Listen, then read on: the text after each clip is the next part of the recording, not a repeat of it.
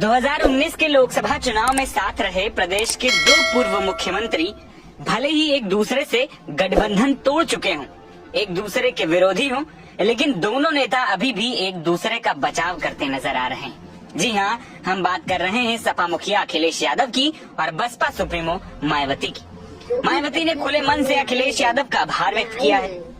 Social media platform पर शनिवार करीब 11:30 बजे मायावती ने एक के बाद एक 4 पोस्ट किए, जिसमें मायावती ने लिखा, सपा मुखिया ने मथुरा जिले के एक भाजपा विधायक को उनके गलत आरोपों का जवाब देकर बीएसपी प्रमुख के ईमानदार होने के बारे में सच्चाई को माना है, उसके लिए पार्टी आभारी।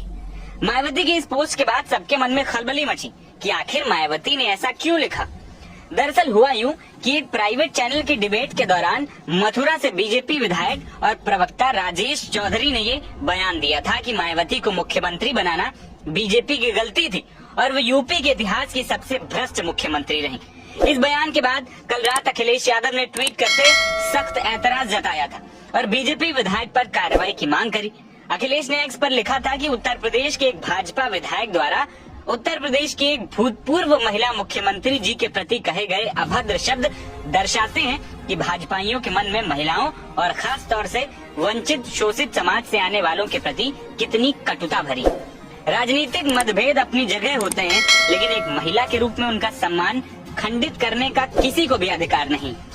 भाजपाई कह रहे हैं कि उन्हें मुख्यमंत्री बनाकर हमने गलती की थी। ये भी लोकतांत्रिक देश में जनमत का अपमान है और बिना किसी आधार के आरोप लगाना कि वो सबसे भ्रष्ट मुख्यमंत्री थी बेहद आपत्तिजनक।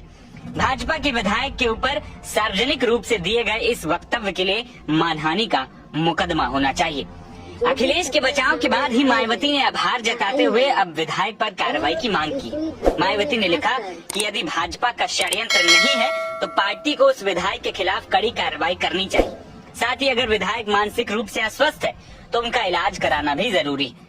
मायावती ने यह भी कहा कि अगर भाजपा अपने विधायक के खिलाफ कोई कार्रवाई नहीं करती है तो जनता इसका जवाब अगले विधानसभा चुनाव में देगी। उन्होंने आने वाले 10 सीटों पर होने वाले उपचुनावों में भी भाजपा को हराने का आह्वान किया। दूसरी ओर मायावती का ये बयान बसपा और सपा के बीच राजनीतिक समीकरणों को लेकर एक बार फिर चर्चाओं को हवा दे सकता है। दोनों पार्टियां कई मुद्दों पर एक दूसरे की विरोधी रही हैं, लेकिन इस मामले में अखिलेश यादव द्वारा मायावती के समर्थन में खड़ा होना नए संकेत दे रहा है। आने वाले चुनावी परिदृश्य में ये समीकरण क्या रंग लाएगा, ये तो देखना दिलचस्प होगा। फिलहाल दोनों नेताओं का एक दूसरे के साथ खड़े होने की चर्चाएं खूब हो रही हैं। आपको बता दें कि यूपी की 10 विधानसभा सीटों पर आने वाले दिनों में उपचुनाव होना है। ऐसे में दोनों नेता आरक्षण के मुद्दे पर बीजेपी को घेर रहे हैं। भले ही दोनों नेता अलग अलग हों, लेकिन इस मुद्दे पर साथ नजर आते हैं। ऐसे में इस वाक्य ने एक बार फिर उन चर्चाओं को बल दे दिया है कि क्या एक बार फिर यूपी में मायावती और अखिलेश की जोड़ी साथ